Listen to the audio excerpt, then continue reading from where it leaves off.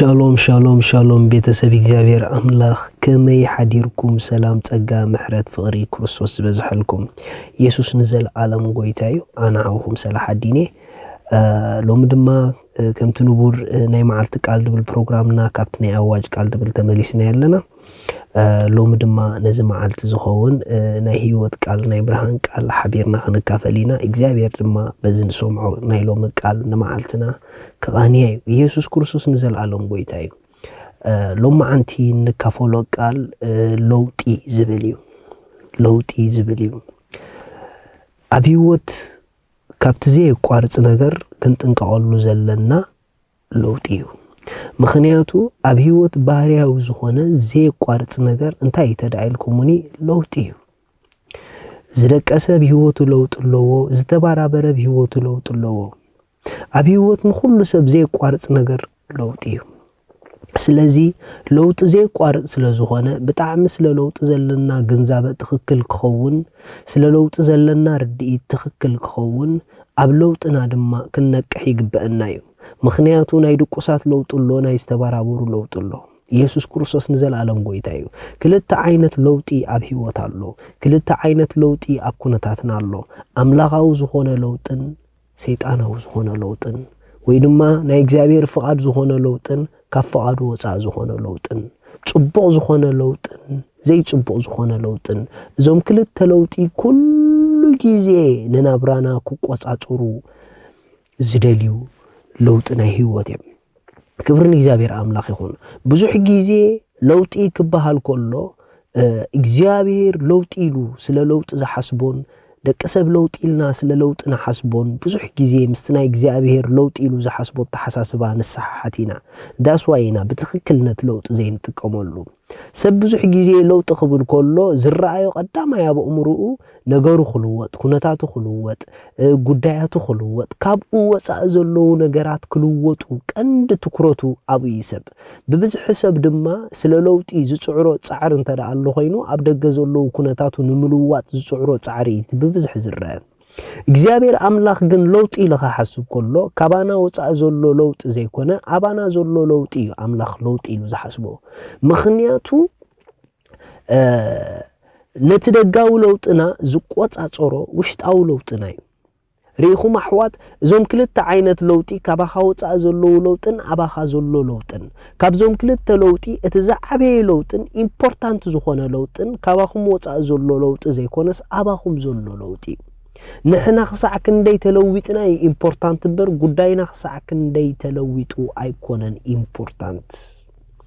ሪኹም ንሕና ከይተለወጥና ጉዳያትና ብዝተፈላለየ መልክዕ እኳ እንተተለወጡ ነገር ግን መሊሶም ምብልሻዎም ኣይተርፎምን እዩ ንምንታይ ተዘይተባሃለ ዘይተለወጠ ሰብ ነገር ለዊጥካ እኳ እንተሃብካዮ ኣብ ኢዱ ምስኣተወ ምብልሻው ኣይተርፍን እዩ ዝተለወጠ ሰብ ግን ንዝተለወጠ ነገር ካብ ለውጥ ናብ ለውጥ ከም ዝኸይድ ክገብሮ ክእል እዩ እንደገና ድማ ንዘይተለወጠ ነገር ናብ ለውጥ ከምጽእ ክእል እዩ መጽሐፍ ቅዱስ ስለ ለውጥ ክዛረብ ከሎ ከምዚ ይብል ኣብ ሮሜ ምዕራፍ 12 ኢየሱስ ጎይታይ ሮሜ ምዕራፍ 12 ካብ ሓደ ከንብበልኩም ይክሳብ 2 እምበኣርሲ ኣሕዋቴ ንስጋኹም ሕያውን ቅዱስን ንኣምላኽ ባህ ዘብል መስዋዕት ጌርኩም ከተቕርብዎ ብምሕረት ኣምላኽ እምዕደኩም ኣለኹ እዚ ማለት እቲ ናይ እምሮ መንፈሳዊ ኣገልግሎትኩም እዩ እቲ ሰናይ ባህ ዘብል ሙሉእን ፍቃድ ኣምላኽ እንታይ ምዃኑ ምእንቲ ክትምርምሩስ ብምሕዳስ ሓሳብኩም ተለወጡ እምበር ነዛ ዓለም እዚኣ ኣይትምሰሉዋ ሪኹም ኣምላኽ ለውጢ ዝብሎ ዘሎ ኣብ ተሓሳስባና እዩ ብምሕዳስ ሓሳብኩም ተለወጡ ኣብ ህይወት ስለ ለውጢ ኢንቨስት ክንገብረሉ ዘለና ነተሓሳስባና ንውሽጥና እዩ ካብ ነገራትና ንላዕሊ ኢንቨስት ክግበረሉ ዘለዎ ውሽጥና እዩ ዘላቂ ለውጢ ጽኑዕ ለውጢ ቀጻልነት ዘለዎ ለውጢ ካባና ዝጀመረ ለውጥ እንተዳ ኮይኑ እዩ ሪኹም ካብ ጉዳያትና ዝጅምር ለውጢ ጊዜያዊ እዩ ካባና ዝጅምር ለውጢ ግን ጸናዕ እዩ ኢየሱስ ንዘላለም ጎይታ እዩ ስለዚ ሎማ ኣንቲ ኣሕዋት